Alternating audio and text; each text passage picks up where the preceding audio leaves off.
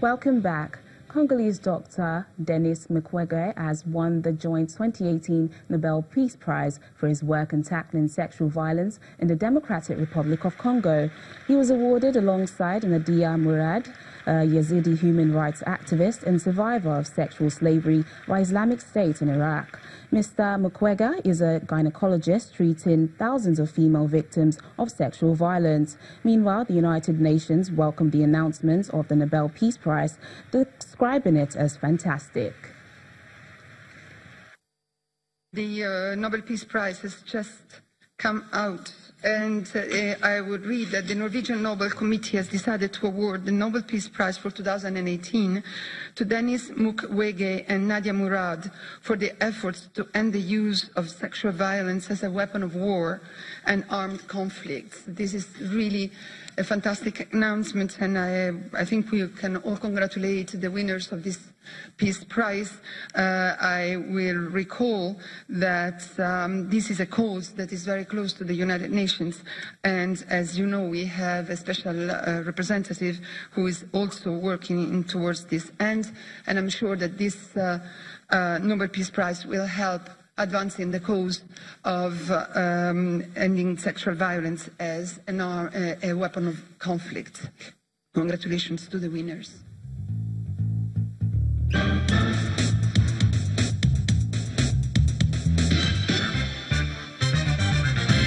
Welcome to our Africa Tech segment. In recent times, the technology scene in Africa has been witnessing a lot of foreign and local players who are doing their bit to help boost it. Some of the major players understand that the tech sector is moving quickly and it can be highly profitable for investment.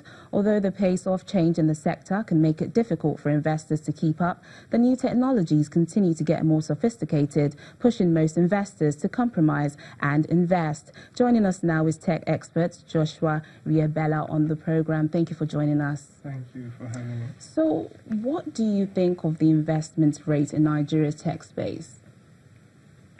I think it's moving fast enough.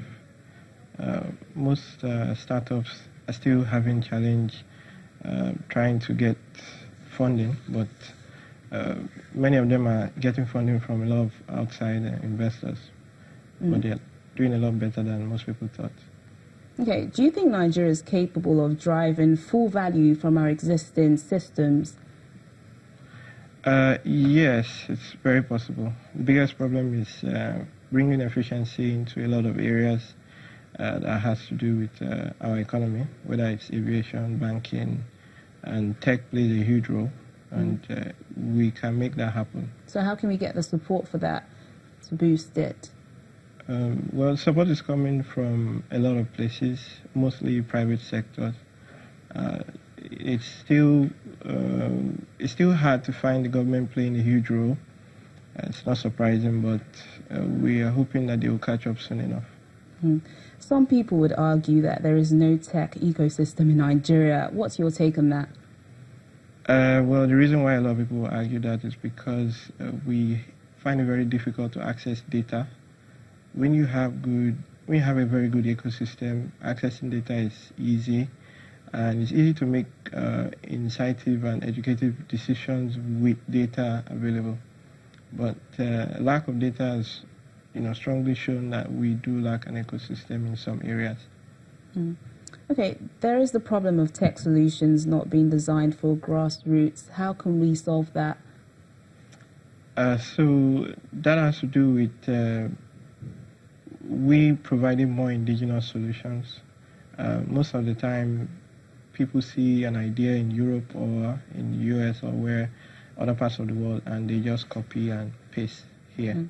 And that makes it difficult for those solutions to work with grassroots people.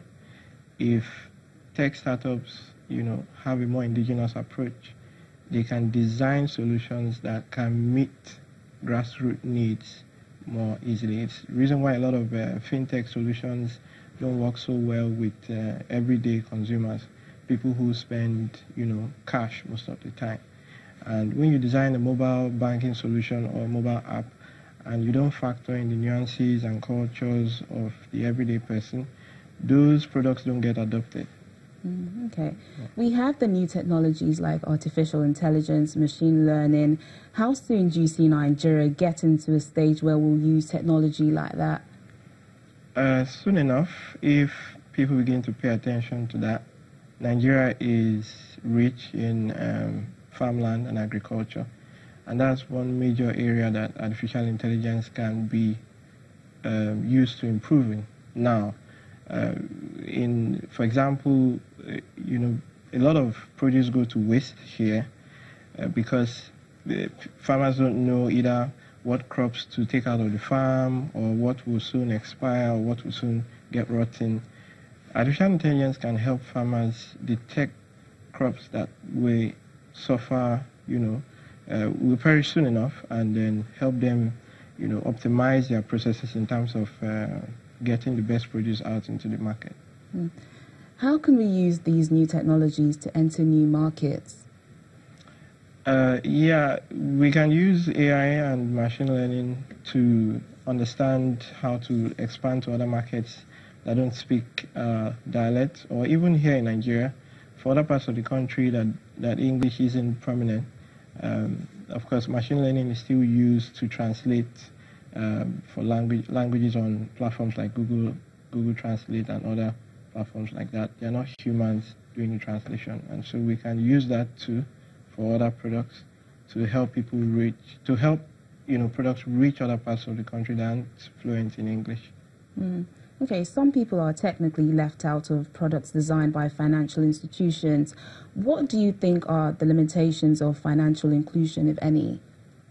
So the limitation still draws back to how the products are designed for those that aren't typically thought about.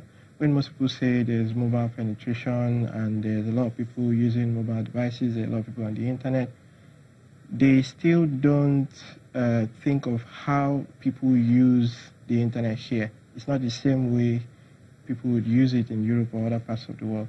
So when the financial institutions don't think of how people use that, they end up unintentionally leaving out those, in the grassroots level out of their product design, basically. Tech expert Joshua Ariabelle, thanks for joining us on the program. Thank you for having me again. Thank you.